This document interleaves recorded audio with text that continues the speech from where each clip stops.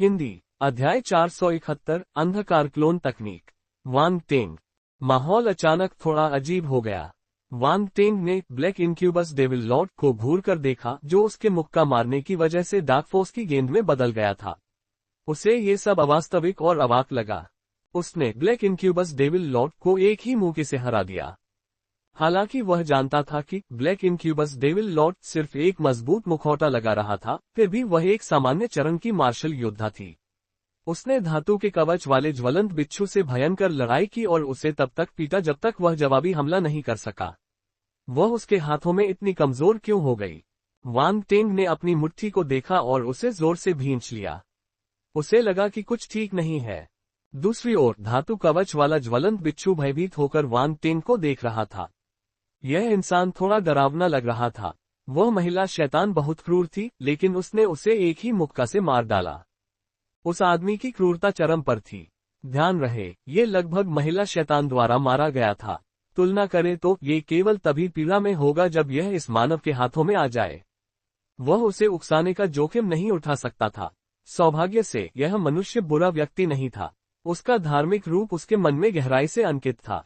इस मनुष्य ने महिला शैतान को मारकर उसे उसकी निराशाजनक स्थिति से बाहर निकालने में मदद की थी। उसने उसे निराशा के रसातल से बाहर निकाला। उसे पक्का विश्वास था कि यह मनुष्य अच्छा इंसान है। Ads bye pub future. हाँ, ये सही था। ऐसा ही होना चाहिए। धातु कवच वाले ज्वलंत बिच्छू ने वांग टेंग के युवा चेहरे को देखा और ऐसा लग रहा था कि उसके चेहरे पर प्रकाश की एक पवित्र परत चित्रित है। चाहे वह उसे कैसे भी देखे, उसे लगा कि वह एक अच्छा आदमी था। हालांकि ये युवक एक सामान्य मंच का मार्शल योद्धा था। यह एक निर्विवाद तथ्य था। उसे कुछ सम्मान देना चाहिए था, इसलिए उसने अपने शब्दों पर विचार किया और सम्मानजनक दिखने की पूरी कोशिश की। उसने अपना मुंह खोला और कहा, युवा मानव मार्शल योद्धा। रुको। वांग टेंग ने अचानक एक उंगली उठाए और धातु कवच वाले ज्वलंत बिच्छू को बाधित किया। धातु कवच से लदे जलते बिच्छू को समझ नहीं आ रहा था कि वह अपनी भावनाओं के साथ क्या करे। जिन शब्दों पर वह काफी समय से सोच रहा था, वे उसके गले में अटक गए। वांग टेंग ने धातु कवच वाले ज्वलंत बिच्छू की उपेक्षा की। उसकी नजर उस स्थान पर टिकी थी जहां ब्लैक इनक्यूबस डेविल लॉर्ड गायब हो गया था। वहां कुछ काले काले बुलबुले तैर रहे थे। उसने अपनी लार निगल ली। उस महिला काली प्रेत ने उसके लिए किस तरह के विशेष बुलबुले छोड़े थे? अब तक वांग टेंग को पता चल गया था कि यह ब्लैक इनक्यूबस डेविल लॉर्ड असली रूप नहीं था। ये सिर्फ फोर्स का इस्तेमाल करके बनाई गई एक विशेष उपस्थिति थी। फिलहाल वह इसे ब्लैक इनक्यूबस डेविल लॉर्ड का क्लोन कहेंगे। जब तक ये ब्लैक इनक्यूबस डेविल लॉर्ड से संबंधित था, उसने विशेषता बुलबुले की सामग्री का अनुमान लगाया। बहुत समय नहीं बचा था, इसलिए वांग टेंग ने तुरंत विशेषता बुलबुले उठा लिए। आध्यात्मिक क्षेत्र आत्मा 350। डार्क फोर्स तारांकन 880। डार्कनेस क्लोन तकनीक तारांकन 1। अल्पविराम। वहां केवल 3 विशेषता बुलबुले थे, लेकिन राशि काफी थी। आध्यात्मिक क्षेत्र की आत्मा लाइकन से एकत्रित की गई राशि से 130 अंक अधिक थी। Ads bye pub future. तीनों गुण बुलबुले वांग टेंग के शरीर में विलीन हो गए। जब उसने आखिरी गुण बुलबुला पचा लिया तो उसके चेहरे पर खुशी की एक झलक दिखाई दी। अंधकार क्लोन तकनीक। यह एक दुर्लभ और अद्वितीय डार्क स्किल थी। इसमें आध्यात्मिक शक्ति और बल का उपयोग करके एक क्लोन बनाया जाता था जिसमें आपकी क्षमता का एक निश्चित हिस्सा होता था। वांग टेंग को अंततः समझ में आ गया कि क्यों वह महिला काली प्रेत बिल्कुल ब्लैक इनक्यूबस डेविल लॉर्ड की तरह दिखती थी, लेकिन उनकी ताकत में बहुत अंतर था। उसका अनुमान सही था, वह तो बस एक क्लोन थी। नवंबर LBJNN। ओह, वांग टेंग को लगा कि वह भाग्यशाली है। अगर असली ब्लैक इनक्यूबस डेविल लॉर्ड मौजूद होता तो उसके बचने की कोई संभावना नहीं होती। वह स्त्री काली प्रेत बहुत शक्तिशाली थी। अचानक वांग टेंग की अभिव्यक्ति जम गई। उसे याद आया कि क्लोन ने हवा में विलीन होने से पहले क्या कहा था। उसने कहा था कि वह उसे याद रखेगी। वांग टेंग को समझ नहीं आया कि जब एक शक्तिशाली व्यक्ति ने उसे याद किया तो उसे गर्व महसूस करना चाहिए या रोना चाहिए। खैर, डार्कनेस क्लोन तकनीक एक सांत्वना थी। यह तकनीक ब्लैक इनक्यूबस डेविल लॉर्ड से आई थी, इसलिए यह असाधारण होनी चाहिए। दरअसल डार्कनेस क्लोन तकनीक ब्लैक इनक्यूबस डेविल लॉर्ड की गुप्त आकाश रैंक तकनीक थी। ये दुर्लभ और कीमती थी। अन्य डार्क प्रेत, यहां तक कि सामान्य चरण वाले भी इसे सीखने की कोई संभावना नहीं रखते थे। फिर भी वांग टेंग ने इस आकाश स्तरीय गुप्त तकनीक को प्राप्त कर लिया। क्या आश्चर्य है। एड्स बाय पब फ्यूचर। वांग टेन को खुश होने का ज्यादा समय नहीं मिला क्योंकि उसके दिमाग में एक आकृति की रूपरेखा उभरी। आध्यात्मिक शक्ति और बल ने इस रूपरेखा को प्रसारित करना शुरू कर दिया। आध्यात्मिक शक्ति और बल मुख्य शरीर से अलग हो गए। कई शानदार और मुश्किल बदलावों के बाद ये धीरे धीरे पहली आकृति के बगल में एक समान रूपरेखा में एकत्रित हो गया। ये प्रक्रिया आसान लगती थी, लेकिन वास्तव में ये कठिन और जटिल थी। प्रतिभाहीन लोग कौशल को समझ नहीं पाते, भले ही वे इसका अभ्यास करने में बहुत समय लगाएं। डार्कनेस क्लोन तकनीक के लिए व्यक्ति की शक्ति पर सटीक नियंत्रण की आवश्यकता होती है। आध्यात्मिक शक्ति की आवश्यकता भी कठोर होती है। यदि किसी की आध्यात्मिक शक्ति आवश्यकता को पूरा नहीं करती, तो वे इस तकनीक को प्राप्त करने के बाद शक्तिहीन और निराश महसूस करेंगे। आपके पास ये खजाना था, लेकिन आप इसका अभ्यास नहीं कर सकते थे। सौभाग्य से वांग टेन को यह समस्या नहीं थी। आध्यात्मिक शक्ति ही उसकी ताकत थी। आखिरकार बहुत से लोग सम्राट के दायरे तक नहीं पहुंच पाते थे। ये भी संभव हो सकता है कि ब्लैक इनक्यूबस डेविल लॉर्ड की आध्यात्मिक शक्ति का दायरा उसके जितना ऊंचा न हो। इसके अलावा वांग टेन की ज्ञान और डार्क टैलेंट बहुत अधिक थे, जिससे उसे अपनी शक्ति पर मजबूत नियंत्रण मिला। उन्होंने सभी मापदंडों पर खरा उतरा, इसलिए डार्कनेस क्लोन तकनीक से उन्हें कोई कठिनाई नहीं हुई। वांग टेन क्लोन के कई उपयोगों के बारे में सोचते हुए इसे आजमाने के लिए उत्सुक था। वह इस तकनीक के साथ प्रयोग करने के लिए उत्साहित था। हालांकि वह ये भी जानता था कि यह सही समय नहीं था। धातु कवच वाला ज्वलंत बिच्छू इस दौरान चुप रहा था। वह चुपके से वांग टेन को देख रहा था। एक पल के लिए वह आंसुओं के कगार पर था और अगले ही पल वह एक बेवकूफ की तरह मुस्कुराया। किसी कारण से बिच्छू को लगा कि यह इंसान थोड़ा पागल लग रहा था। वह अनायास ही कुछ कदम पीछे हट गया। वांग टेन ने मुड़कर बिच्छू को देखा। उसने देखा कि वह क्या कर रहा था और वह अवाक रह गया। वांग टेन, बॉस, क्या आप सचमुच मुझसे डरते हैं? वांग टेन को समझ नहीं आ रहा था कि क्या कहे। कुछ पल चुप रहने के बाद उसने कुछ सोचा और चेहरे पर मुस्कान ला दी। अभी तुम क्या कहना चाहते थे? हम आगे बोल सकते हैं। हालांकि धातु कवच वाले ज्वलंत बिच्छू को लगा कि युवक की अभिव्यक्ति अजीब थी, लेकिन उसने ज्यादा नहीं सोचा। मेरी मदद करने के लिए धन्यवाद। कृपया मुझे आपकी मेजबानी करने दें। मेरी जमीन पर बहुत ज्यादा संसाधन नहीं है, लेकिन मेरे पास कुछ आध्यात्मिक जड़ी बूटियां हैं। मुझे लगता है कि वे मानव मार्शल योद्धाओं के लिए उपयोगी होंगी। वांग टेन की आंखें चमक उठीं। इस प्रभु स्तर के स्टार जानवर के पास शायद बहुत सारे खजाने होंगे। इससे पहले कि वह उनसे कुछ मांग पाता, बिच्छू ने पहल करके उन्हें उसे देने की पेशकश कर दी। समझदार। खांसी। वांग टेन ने अजीब तरह से खांसते हुए कहा, गलत मत समझो। मैं अपने अच्छे कामों के लिए प्रतिफल की मांग नहीं करता। ओह ठीक है, मैंने सुना है कि आपके पास एक जादुई हरी लौ है। क्या मुझे इसे देखने का सम्मान मिल सकता है? धातु कवच ज्वलंत बिच्छू। 472 हरे क्रिस्टल भूमिगत। बिच्छू क्या महसूस कर रहा था, यह एक वाक्य में समझाना मुश्किल था। इस इंसान ने खूबसूरती से बात की, दावा किया कि वह कोई ऐसा व्यक्ति नहीं था जो पैसे वापस मांगता हो। फाफेट, नकली। अंत में उसे अपनी अनमोल हरी लौ चाहिए थी। सचमुच, सभी मनुष्य झूठे हैं। क्या ये संभव नहीं है? मैं बस एक नजर डालना चाहता हूँ। तुम इतने तुच्छ नहीं हो, है ना? वांग टेन ने धीरे धीरे अपनी मुस्कान बनाए रखी, उसकी नजरें सख्त हो गईं। धातु कवच से जलते हुए बिच्छू का दिल जोर से धड़क रहा था। इस इंसान का चेहरा इतना भयानक था कि उसकी रीढ़ में सिहरन दौड़ गई। बेशक, ये चोटों से भरा हुआ था और बहुत कमजोर हो गया था, इसलिए यह शायद इस इंसान के उस भयावह भूसे को झेलने में सक्षम नहीं था। इन परिस्थितियों में इसे हार माननी पड़ी। कोई बात नहीं, इस इंसान ने उसकी जान बचाई। यह कोई कृतघ्न बिच्छू नहीं था। यह उसे आग दिखाने ले जाएगा। यह तो बस कृतज्ञता का ऋण चुकाना था। इसका कोई और इरादा नहीं था। इससे कोई फर्क नहीं पड़ता कि दूसरे लोग इस पर विश्वास नहीं करते। इसने खुद पर विश्वास कर लिया। वांग टेन ने संतोष में सिर हिलाया। रास्ता दिखाओ। पब फ्यूचर द्वारा विज्ञापन। वह जानता था कि उसे कहाँ जाना है, लेकिन उसे यह नहीं दिखाना था। यह धातु कवच वाले जलते हुए बिच्छू को यह बताने के बराबर था कि वह पहले ही उसके घोंसले में जा चुका है। इससे भी ज्यादा वह ये जानना चाहता था कि धातु कवच वाला ज्वलंत बिच्छू अपने खजाने कहाँ रखता है। अगर वह अपने इरादे को बहुत पहले ही उजागर कर देता, तो बिच्छू हताश होकर लड़ाई कर सकता था, क्योंकि उसे पता था कि उसके बचने का कोई मौका नहीं है। वांग टेन की बुरी नजर धातु कवच वाले ज्वलंत बिच्छू पर पड़ी जब वह उसके खिलाफ योजना बना रहा था। बिच्छू, जो आगे चल रहा था, कांप उठा। उसने सावधानी से अपना सिर घुमाया और वांग टेन का धर्मी चेहरा देखा। शायद वह सचमुच बस एक नजर देखना चाहता था। बिच्छू ने खुद को आश्वस्त किया और वांग टेन को वुडू जंगल में ले गया। वांग टेन ने एक बार फिर हरी लौ देखी। अचंभित होकर उसने पूछा, ये लौ कहाँ से आए? ईमानदारी से कहूं तो मुझे भी नहीं पता। धातु कवच वाला ज्वलंत बिच्छू एक मजबूरी भरी मुस्कान दे गया। ये कहाँ से आया? क्या ये कहीं से जमीन से निकल आया? वांग टेन ने पूछा। बिच्छू झिझका, लेकिन जब उसने वांग टेन को आंखें सिकोड़ते हुए देखा तो वह कांप उठा और जल्दी से बोला, मैंने अतीत में खोज करने के लिए जमीन खोदी थी।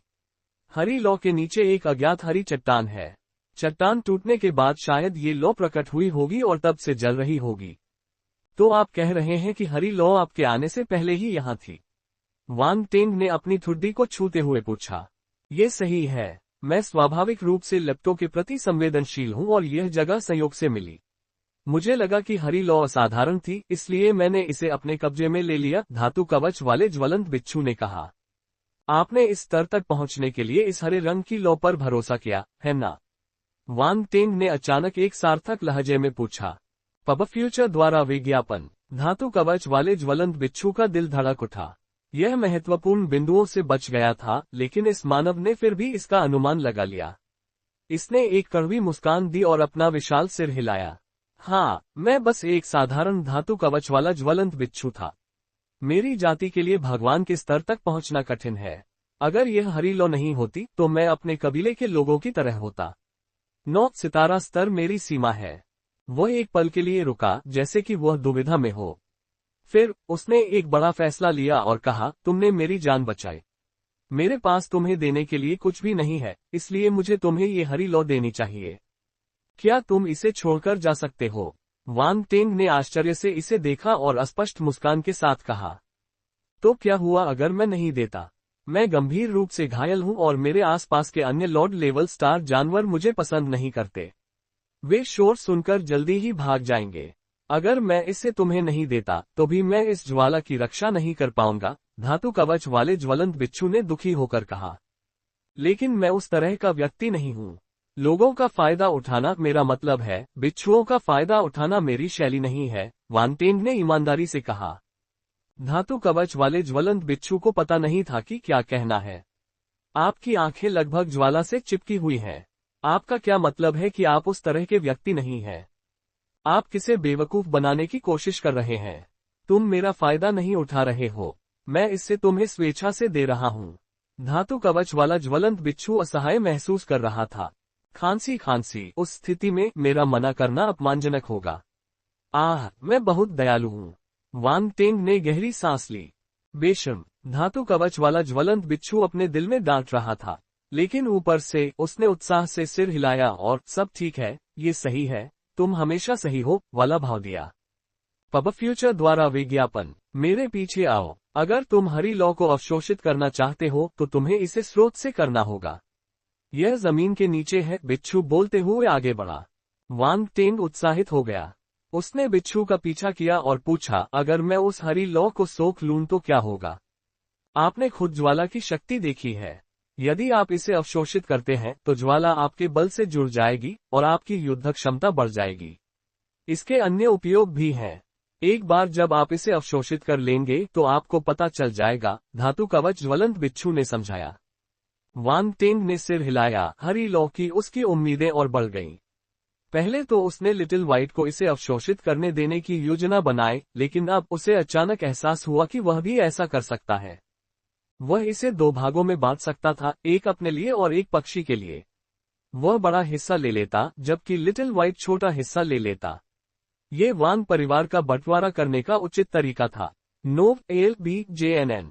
नन्हा सफेद कभी नहीं सोचेगा कि उसका बेईमान मालिक उसकी लौ का हिस्सा छोटा कर देगा। अगर उसे सच्चाई पता चल जाती तो वह वहीं रोना शुरू कर देता। धातु कवच वाला ज्वलंत बिच्छू वांग टेन को वुडूज में ले आया। उसने एक हुडू को एक तरफ धकेल दिया जिससे नीचे का काला छेद दिखाई दिया। फिर उसने वांग टेन को संकेत दिया और अंदर घुस गया। वांग टेन की नजरें चमक उठीं। वह कूद पड़ा और बिच्छू के पीछे पीछे नीचे चला गया। भूमिगत गड्ढा उसकी सोच से कहीं ज्यादा गहरा था। वह कुछ 100 मीटर चलने के बाद ही नीचे पहुंच पाया। धातु कवच वाले ज्वलंत बिच्छू ने नीचे एक बहुत बड़ा छेद खोद दिया था। सामने एक हल्की हरी चमक दिखाई दे रही थी, जिससे नीचे का अंधेरा स्थान हरे रंग की छाया ले रहा था। जमीन के नीचे का तापमान बहुत ज्यादा था। ऐसा लग रहा था जैसे लावा में भीग रहे हों। धातु कवच वाला ज्वलंत बिच्छू पानी में मछली की तरह था। उसके घाव तेजी से भरने लगे और उसकी चोट थोड़ी कम हो गई। वांग टेंग ने ये देखा, लेकिन उसने कुछ नहीं कहा। वह आगे बढ़ता रहा। कुछ देर बाद उसे हरी रोशनी का स्रोत दिखाई दिया। जब उसने ये दृश्य देखा तो उसकी आंखें विस्मय से फैल गईं। वह स्तब्ध रह गया और अवाक रह गया। कुछ ही दूरी पर एक बहुत बड़ा चमकता हुआ क्रिस्टल जैसा हरा रत्न था, जो एक मोटी हरी रोशनी दे रहा था। ये शानदार था। इसे दोनों तरफ चट्टान की दीवारों पर लगाया गया था और यह इस सेब की छत तक गया था। बिच्छू ने जो कहा था, ठीक वैसा ही इस विशाल क्रिस्टल से हरी लौ निकल रही थी। उसी समय हरे क्रिस्टल से चिलचिलाती गर्मी की लहरें निकल रही थीं। वांग टेंग ने खुद को गर्मी से बचाने के लिए अपनी बर्फ की शक्ति को सक्रिय कर दिया। पन्ना चमकीली लौ। अनुवादक हेनी ट्रांसलेशन, संपादक हेनी ट्रांसलेशंस। एक हरे प्रकाश ने पूरी अंधेरी भूमिगत गुफा को प्रकाशित कर दिया तथा विशाल हरे रत्न से चिलचिलाती गर्मी बाहर निकल रही थी। धातु कवच से लथपथ जलते हुए बिच्छू ने आश्चर्य से अपने बगल में बैठे युवक की ओर देखा। उसे इस भीषण गर्मी से कोई फर्क नहीं पड़ा। वह शांत रहा, मानो वह अपने पिछवाड़े में हो। ये देखकर थोड़ा आश्चर्य हुआ। ये युवक कोई साधारण व्यक्ति नहीं लग रहा था। NOLBIN.CO। हालांकि इसे व्यक्तिगत रूप से नजदीक से महसूस करने के बाद उसे एहसास हुआ कि इस मानव की आभा केवल 8 सितारा सैनिक स्तर की थी। वह सामान्य स्तर पर नहीं था। क्या ये हो सकता है कि डरावनी महिला शैतान वास्तव में थक गई थी? इस युवक का मुख का आखिरी तिनका था जिसने ऊंट की पीठ तोड़ दी। धातु कवच वाले ज्वलंत बिच्छू ने फिर से वांग टेंग की ओर अर्थपूर्ण दृष्टि से देखा। वांग टेंग हरे क्रिस्टल को नाप रहा था। उसने अपना दिमाग लगाया और आखिरकार इस क्रिस्टल के बारे में जानकारी पाली। हरे रंग की चमकदार लौ। एड्स बाय पब फ्यूचर, या आप इसे पन्ना चमकीली लौ कह सकते हैं। यह एक जादुई ज्वाला थी जो दुनिया के सार से पैदा हुई थी। इसे बनने में कई साल लगे और इसमें सफलता की संभावना बहुत कम थी। संक्षेप में, दुनिया का अग्निसार संयोगवश विशेष परिस्थितियों में अयस्क में विलीन हो गया था और अब हरे क्रिस्टल में बदल गया था। क्रिस्टल के अंदर का तापमान बहुत अधिक था, लेकिन इसका स्वतःस्फूर्त रूप से जलना कठिन था। जैसे जैसे अधिक से अधिक अग्नि तत्व क्रिस्टल में विलीन होता गया, कई वर्षों के बाद सार संपीड़ित, एकत्रित, कठोर हो गया और कई जटिल प्रक्रियाओं से गुजरा। अंदर की गर्मी एक नए उच्च स्तर पर पहुंच गई और अंत में क्रिस्टल की गहराई में एक सुंदर लौ दिखाई दी। लौ हरी और गर्म थी। इसकी शक्ति अप्रत्याशित थी। अफवाह थी कि इसमें सब कुछ जलाने की शक्ति थी। हालांकि ये हरे क्रिस्टल द्वारा सीमित थी और जब तक क्रिस्टल टूट नहीं जाता तब तक कैद ही रहेगी। यह एमरल्ड ग्लेज्ड फ्लेम की उत्पत्ति थी। वांग टेंग को एक निश्चित कीमियागर से प्राप्त स्मृति खंड ने उन्हें सामने की वस्तु को पहचानने में सक्षम बनाया। कीमियागर और लोहार शायद लपटों के बारे में सबसे ज्यादा जानकारी रखने वाले लोग थे। कुछ लपटें उन्हें दान या फोजिंग करते समय आधे प्रयास में दोगुना परिणाम देने में सक्षम बनाती थीं। इसलिए वे सभी प्रकार की अजीब लपटों को खोजने के लिए संघर्ष करते थे। दुर्भाग्य से ये पन्ना चमकदार ज्वाला अत्यंत दुर्लभ थी क्योंकि इसका निर्माण इस दुनिया में प्राकृतिक रूप से हुआ था। आज तक जिम्बाब्वे महाद्वीप के सिर्फ एक कीमियागर ने हजारों साल पहले पन्ना की चमकीली लौ पाई थी। उसने इसे रिकॉर्ड किया और इसी तरह बाद की पीढ़ियों ने इसे प्राचीन पुस्तकों में पाया। अन्य प्रकार की ज्वालाएं भी थीं, लेकिन वे सभी दुर्लभ थीं और दुनिया में हर 1000 साल में एक बार ही दिखाई देती थीं। ज्यादातर कीमियागर और लोहार जिस विशेष लपट की तलाश में रहते थे, वह जानवरों की लपटें होती थीं जिनमें कुछ खास गुण होते थे या लावा की लपटें जिनका तापमान ज्यादा होता था। वे अनोखी थीं, लेकिन एमरल्ड ग्लेज्ड फ्लेम जैसी दिव्य लपटों की तुलना में वे कुछ भी नहीं थीं। वांग टेंग की आंखें चमक उठीं। वह उत्साहित हो रहा था। Ads bye pub future. इस धातु कवच वाले ज्वलंत बिच्छू को नहीं पता था कि वह खजाने पर बैठा है। बाहर की हरी लौ मूल लौ की एक छोटी सी किरण थी। असली पन्ना चमकीली लौ इस पन्ना में होनी चाहिए। इसलिए उसने बिच्छू को नीची नजर से देखा। उसने सिक्का ले लिया और सोना छोड़ दिया। लेकिन इसके बारे में सोचते हुए धातु कवच वाला ज्वलंत बिच्छू इस पन्ने के बारे में कुछ नहीं कर सकता था। अगर नहीं तो वह अंदर देखने के लिए पहले ही इसे तोड़ चुका होता। यह एक टुकड़े में नहीं बचा होता। यदि उसे असली एमरल्ड ग्लेज्ड फ्लेम प्राप्त हो जाती तो वांग टेन की जरूरत नहीं पड़ती। आखिरकार लो की एक छोटी सी किरण ही इसके लिए काफी थी कि यह भगवान के स्तर तक पहुंच सके और इसकी ताकत में अत्यधिक वृद्धि देख सके। अगर इसे एमरल्ड ग्लेज्ड फ्लेम का मुख्य भाग मिल जाता तो यह अदम्य हो जाता। बेशक शायद यही कारण है कि एमरल्ड ग्लेज्ड फ्लेम की खबर लीक नहीं हुई। युवा मार्शल योद्धा हरी लौ का स्रोत इस पन्ने में है। जाओ और इसे अवशोषित करो। इस समय धातु कवच वाले ज्वलंत बिच्छू की आवाज सुनाई दी। वांग टेंग ने मन ही मन उपहास किया। ऊपर से उसने बिना कुछ कहे सिर हिलाया और कदम दर कदम पन्ना की ओर चल पड़ा। वह जानता था कि धातु कवच वाला ज्वलंत बिच्छू ईमानदार नहीं होगा। अगर उसने पन्ना चमकीली लौ को नहीं पहचाना होता तो वह बिच्छू के विचारों का अनुमान नहीं लगा पाता।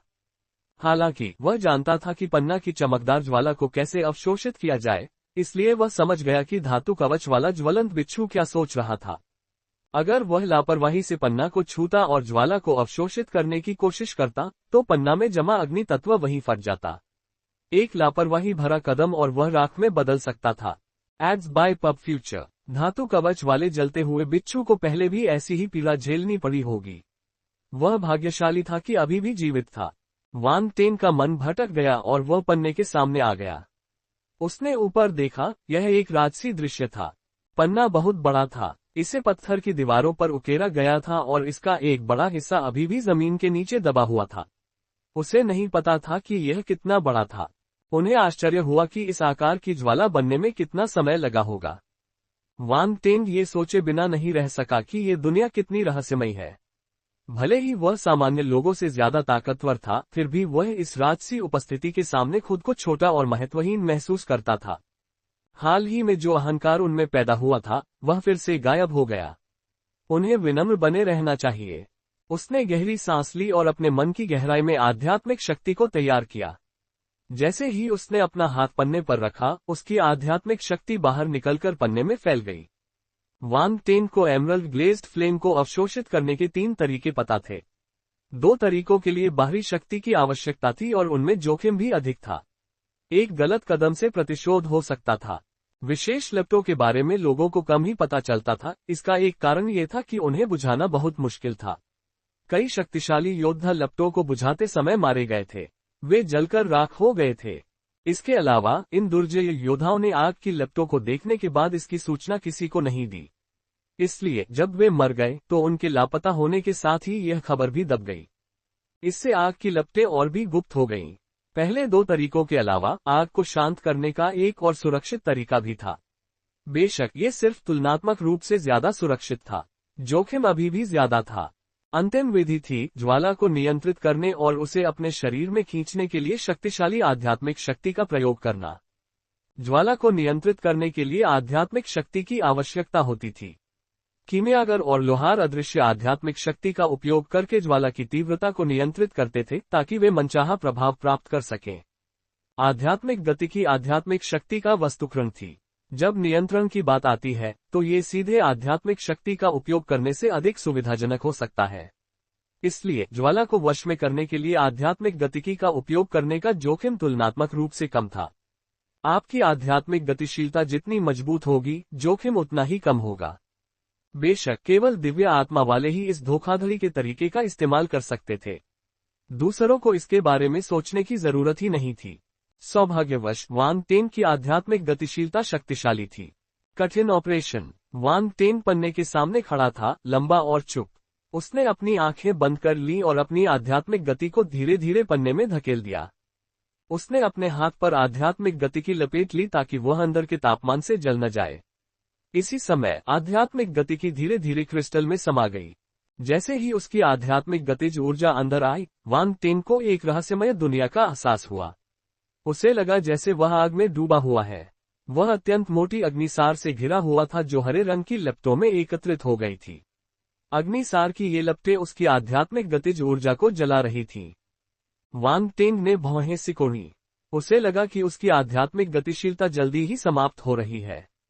अगर यह जारी रहा तो वह अपना प्रयास बर्बाद कर देगा, भले ही उसके पास आध्यात्मिक गतिशीलता का बड़ा भंडार हो। अगले ही पल उसने अपने दांत पीस लिए और उसकी आध्यात्मिक गति की गति बहुत तेजी से बढ़ गई। ये तीर धनुष से छूटे तीर की तरह सीधे पन्ने की गहराई में जा लगा। पन्ना में सबसे अधिक तापमान वाली ज्वाला की एक गेंद थी। वांग टेंग इसे महसूस कर सकता था। ये क्रिस्टल के अंदर अपनी गर्मी को धीरे धीरे फैला रही थी। इससे उसे खोजने में समय की बचत हुई। बिना किसी संदेह के ये सबसे गर्म ज्वाला का गोला एमरल्ड ग्लेज्ड फ्लेम था। हालांकि जैसे जैसे वह गहराई में गया, उसका तापमान बढ़ता गया और उसकी आध्यात्मिक गतिशीलता तेजी से समाप्त होती गई। वांग टेंग ने अपनी भौहें सिकोड़ ली। उसने अपनी आध्यात्मिक गति की तीव्रता बढ़ा दी। केवल एक ही मौका था। पन्ना की चमकदार लौ को यहाँ छोड़ना सुरक्षित नहीं था, क्योंकि दूसरे लोग इसे पा सकते थे। इसलिए उन्होंने इसे अपनी अंतिम कोशिश के रूप में लिया और सम्राट क्षेत्र की अपनी सारी आध्यात्मिक गतिशीलता को बाहर निकाल दिया। गर्जन। ऐसा लगा जैसे उसके मन में बैठा विशालकाय अजगर अचानक जाग उठा हो।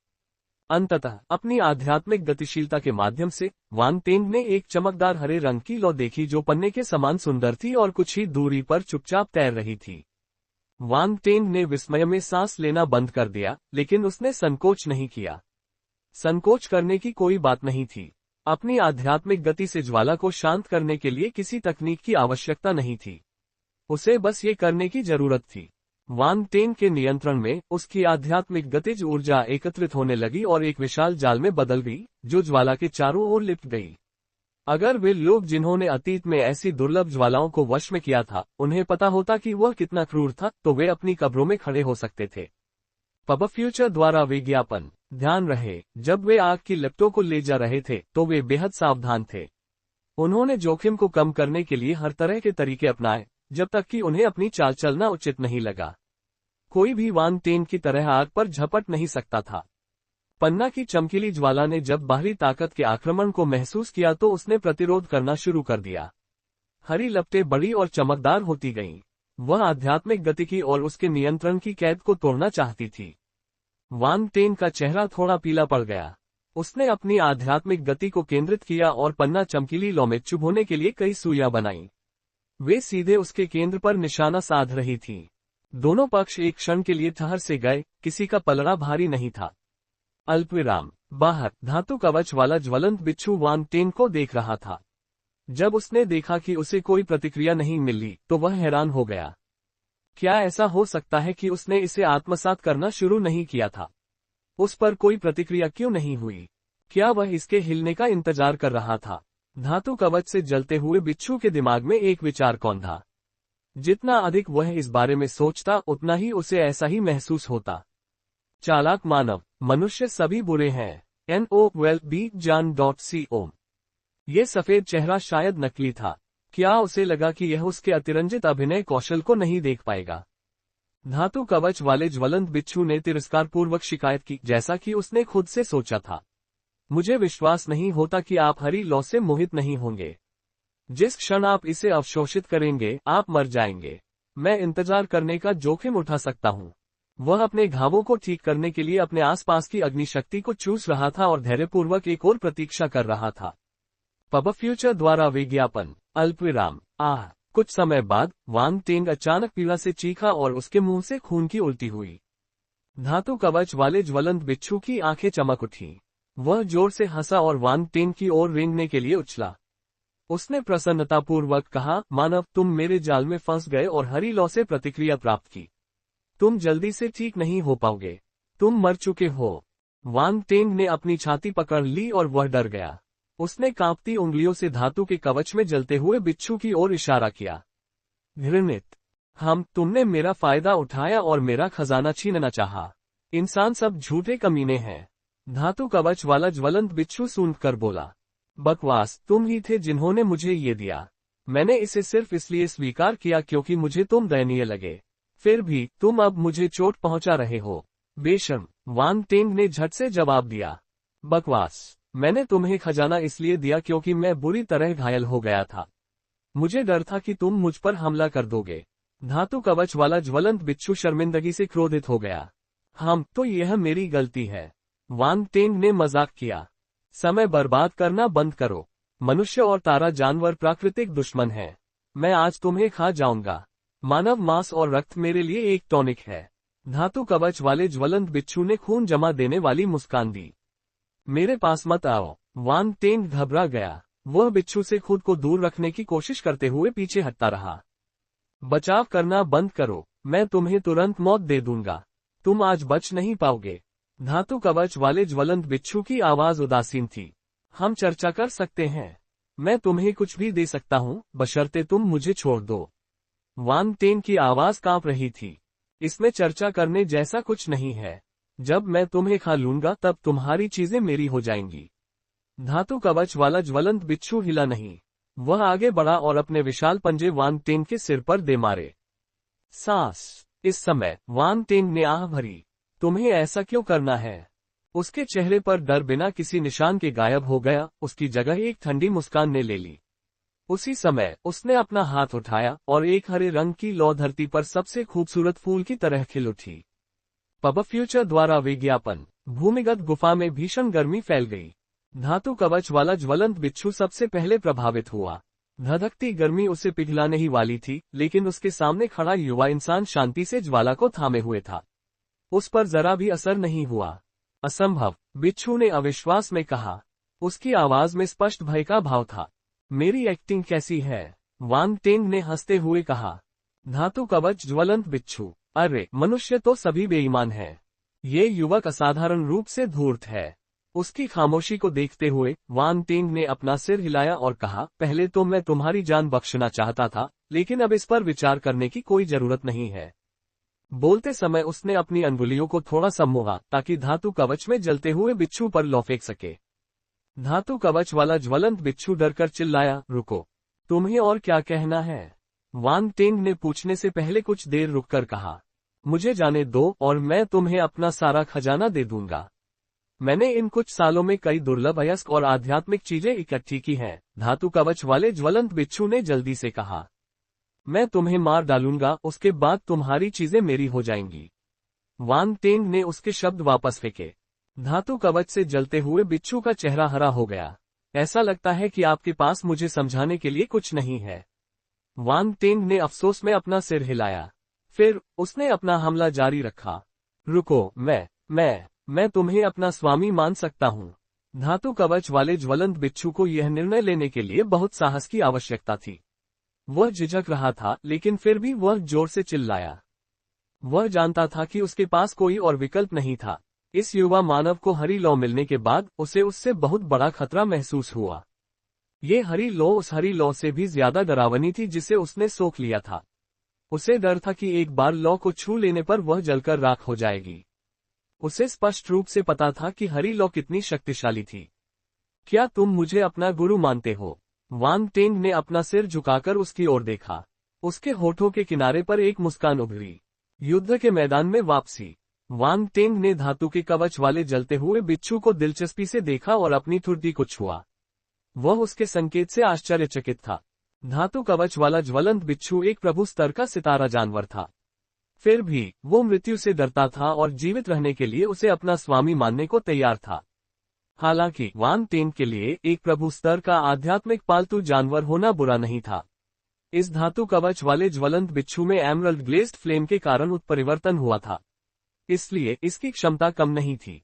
इसके अलावा उसे पन्ना चमकीली लौ का असली रूप भी मिल गया था। वह इसका इस्तेमाल बिच्छू पर कर सकता था और उसका स्तर सुधार सकता था। बेशक अगर कंपनी को उससे लाभ प्राप्त करना है तो उसे अच्छा प्रदर्शन करना होगा। इस पर विचार करने के बाद वान टेन ने घबराए हुए धातु कवच वाले जलते हुए बिच्छू को देखा और अपना मुंह खोला। उसकी अभिव्यक्ति उदासीन थी। मुझे अपनी आध्यात्मिक ज्योति दो और मैं तुम्हारी जान बख्श दूंगा।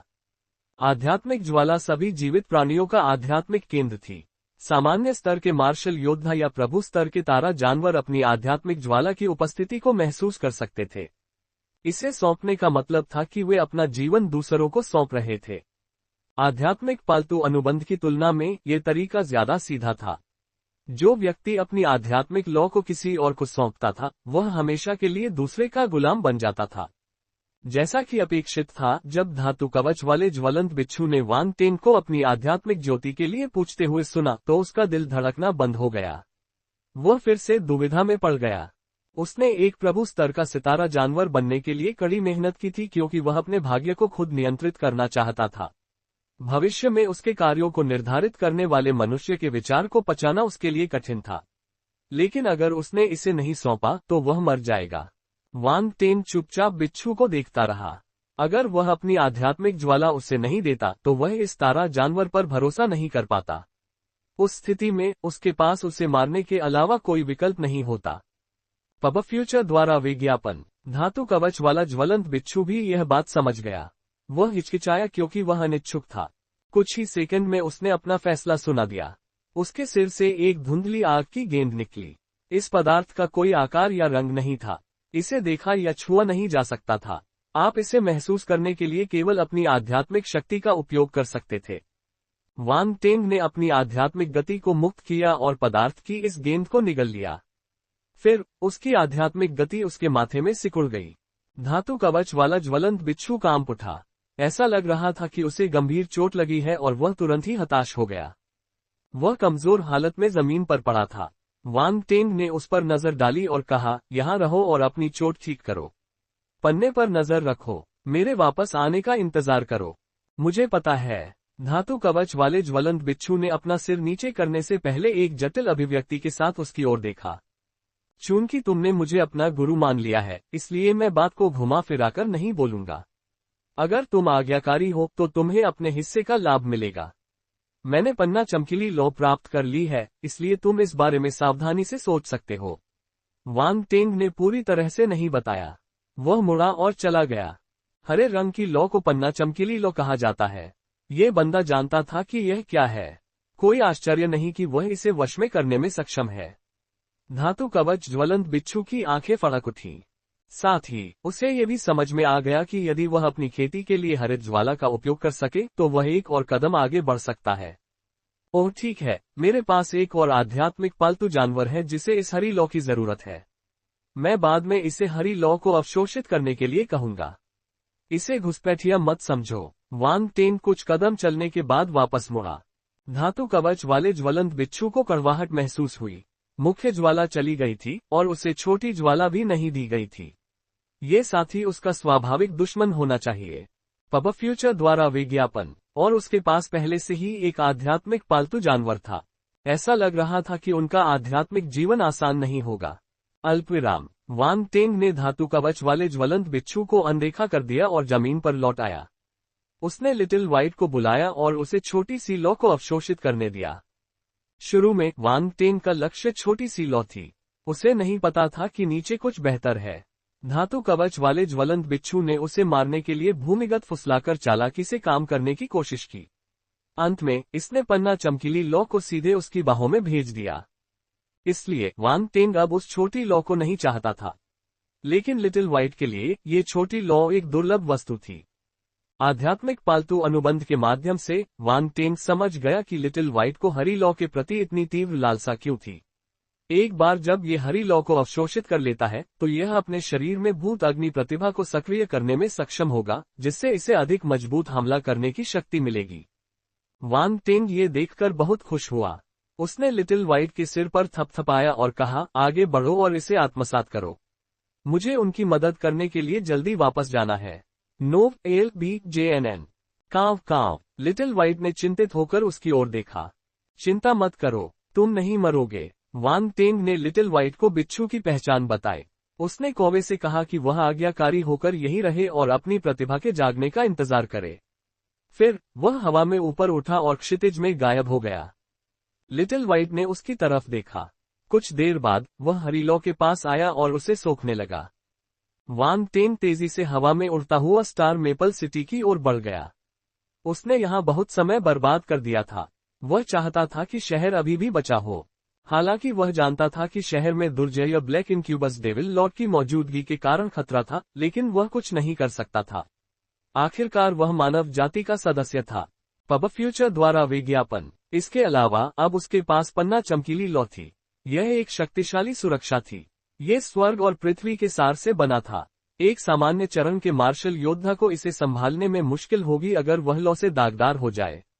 वांग टेंग अपनी जान बचाने के लिए इस पर भरोसा कर सकता था। वांग टेंग ने अपनी गति अधिकतम कर ली थी, तभी हवा के झोंके उसके कानों से गुजरे। जल्द ही उसने नरसंहार की दुखद आवाजें सुनी। दूर से शक्तिशाली विस्फोटों की गूंज सुनाई दी, जिससे आकाश और पृथ्वी हिल उठी। वांग टेन की अभिव्यक्ति गंभीर हो गई। जब वह करीब पहुंचा तो उसे झटका लगा। उसने महसूस किया कि वहां और भी कई मानव मार्शल योद्धा थे और वे अंधेरे भूतों के साथ गतिरोध में थे। ब्लैक इनक्यूबस डेविल लॉर्ड पहले ही युद्ध में शामिल हो चुका था। डैन ताइक्सुआन और कई अन्य जनरल स्टेज मार्शल योद्धाओं ने उस पर हमला करने के लिए हाथ मिलाया था। यह एक भीषण युद्ध था। आकाश के दूसरी ओर कुछ सामान्य स्तर के मानव मार्शल योद्धा सामान्य स्तर के अंधेरे प्रेतों को रोके हुए थे। केवल 2 सामान्य मंच वाले अंधेरे प्रेत बचे थे, भेड़ के सिर वाली सभा और 8 भुजाओं वाला शैतान जनरल। स्थिति उनकी उम्मीद से बेहतर थी। मानवीय पक्ष को बुरी तरह से पीटा नहीं गया था। जब वांग टेंग युद्ध के मैदान में दिखाई दिया तो कई लोगों ने उसे देखा। उसे देखने वाला पहला व्यक्ति ब्लैक इनक्यूबस डेविल लॉर्ड था। वह अकेले ही कई सामान्य चरण के मानव मार्शल योद्धाओं से लड़ रही थी। वह मजबूत और अद्वितीय थी। उसकी असली ताकत की कल्पना करना कठिन था। ब्लैक इनक्यूबस डेविल लॉर्ड ने जनरल स्टेज मार्शल योद्धाओं को पीछे धकेल दिया और वांग टेंग को ऐसे देखा जैसे उसके आसपास कोई नहीं था। उसकी आंखों में एक ठंडी चमक दिखाई दी। वांग टेंग को लगा कि उसकी तीखी निगाहों से उसका सिर सुन्न हो गया है, लेकिन अगले ही पल उसने घूर कर देखा। मैं तुम्हें घूरने से नहीं डरता, मेरी आंखें छोटी नहीं हैं। वांग टेंग ने तो अपनी मुट्ठी भी उठाए और उसे बुरी तरह मुक्का मारने का नाटक भी किया। ब्लैक इनक्यूबस डेविल लॉर्ड की सांसें भारी हो गईं। ये कमीना। 13वीं बिजली की छड़। जब ब्लैक इनक्यूबस डेविल लॉर्ड ने वांग टेंग को देखा तो डैन ताइक्सुआन और अन्य मार्शल योद्धाओं ने भी उसे देखा। अच्छा लड़का, मुझे पता था कि तुम नहीं मरोगे। डैन ताइक्सुआन दिल खोलकर हंसा, उसके दिल की चिंता गायब हो गई। लॉर्ड यांग और बाकी लोग बहुत बुरी हालत में थे। उन्हें गंभीर चोटें लगी थीं, लेकिन जब उन्होंने वांग टेंग को देखा तो उन्हें राहत महसूस हुई। ये बहुत बढ़िया था। उन्हें वांग टेंग से बहुत उम्मीदें थीं। अगर उसे बड़ा होने दिया गया तो वह जल्द ही मानव जाति का एक अदम्य संरक्षक बन जाएगा। इसलिए उन्हें उम्मीद थी कि वह यहाँ नहीं मरेगा। गोर्लिन और रूनमास्टर्स अपनी क्षतिग्रस्त आध्यात्मिक शक्ति को पुनः प्राप्त करने के लिए उग्र रूप से प्रयास कर रहे थे। वे सरणी को पुनः सक्रिय करना चाहते थे, लेकिन वे इतनी जल्दी ठीक नहीं हो पाएंगे। शोरगुल सुनकर उन्होंने आंखें खोली और राहत की गहरी सांस ली। ऐसा लगा जैसे उनके कंधों से कोई बोझ उतर गया हो। कोंग ली, युवान हुआन, जी जुया और वे लोग जो वांग टेंग को जानते थे, कुछ क्षण की उलझन के बाद खुशी से मुस्कुरा रहे थे। वह मरा नहीं। कोंग ली का चेहरा खून से लथपथ था। उसे नहीं पता था कि यह उसका खून था या काले भूतों का। हालांकि यह उसके चेहरे पर मुस्कान को छिपाने में असमर्थ था। उसने सामने के काले भूत को काट दिया और खुशी से चिल्लाए। वह बहुत खुश लग रही थी।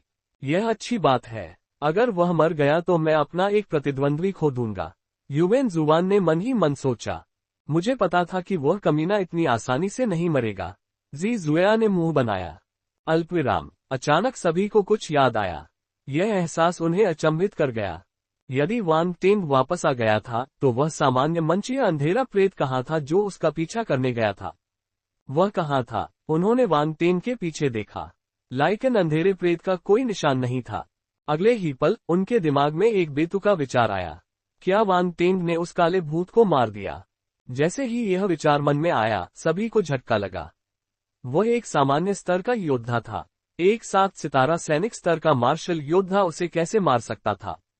केवल ब्लैक इनक्यूबस डेविल लॉर्ड को ही पता था कि वांग टेंग ने लाइकन डार्क अपैरेशन को मार दिया था। उसने एक ही मुक्का मारकर उसके क्लोन को भी नष्ट कर दिया था। पब फ्यूचर द्वारा विज्ञापन। ऐसा लग रहा था कि इस युवा की क्षमता में कुछ रहस्यमयी परिवर्तन हुए हैं।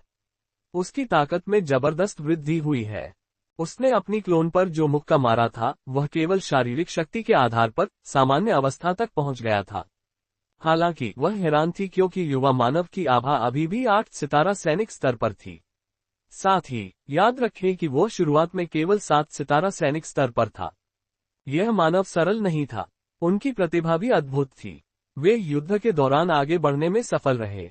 वह अपनी इस प्रतिभा को कैसे जीवित रख सकती थी? ब्लैक इनक्यूबस डेविल लॉर्ड वांग टेंग को मारना चाहता था, लेकिन उसने डैन ताइक्सुआन और अन्य सामान्य मंच मार्शल योद्धाओं की आवाजें उसके बगल में चिल्लाते हुए सुनी। मारना। जब वह अचंभित थी तब अनेक सामान्य स्तर के मानव योद्धा उसकी ओर बढ़े और उस पर हिंसक हमला किया। हम्फ। ब्लैक इनक्यूबस डेविल लॉर्ड ने भौहें सिकोड़ी और नाक सिकोड़ी। चूंकि तुम मौत की तलाश में हो, इसलिए मैं तुम्हारी इच्छा पूरी करूंगा। डार्क फोर्स उसके शरीर के चारों ओर घिर गई। काले पंखों वाला ओवरकोट हवा में लहरा रहा था, जिससे उसका संपूर्ण शरीर दिखाई दे रहा था, जो काले रंग के टाइट फिटिंग कवच से सुसज्जित था। कवच उसके शरीर से कसकर चिपका हुआ था, जिससे ठंडी और काली चमक निकल रही थी। पलड्रॉन, गाडेब्रा और क्यूइस पर तीखे कांटे लगे हुए थे।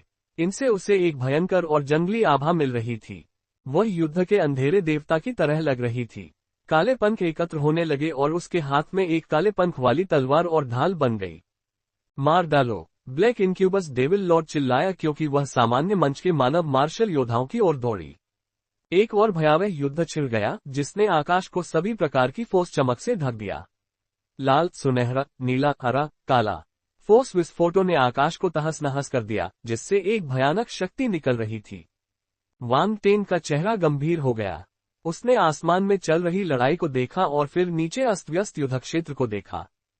हालांकि वे स्थिर थे, फिर भी वह बता सकता था कि मनुष्यों के पास जीतने की ज्यादा संभावना नहीं थी, खास तौर पर ब्लैक इनक्यूबस डेविल लॉर्ड की मौजूदगी के साथ।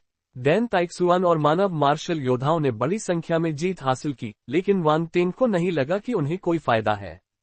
ब्लैक इनक्यूबस डेविल लॉर्ड बहुत शक्तिशाली था। उसे ज्वार भाटे को बदलने के लिए कुछ करना था। अगर ऐसा नहीं हुआ तो मानव जाति का विनाश हो जाएगा। उसकी नजरें बदल गईं और उसने गोरलिन और रनमास्टर्स को देखा। उसने अपने दिल में एक निर्णय लिया। जमीन पर कई विशेषता बुलबुले जमा हो गए थे। वांग टेंग ने अपनी आध्यात्मिक शक्ति से उन्हें हटा दिया। इसके बाद वह विशेषता बुलबुले उठाते हुए गोरलिन और रून मास्टर्स की ओर उड़ गया।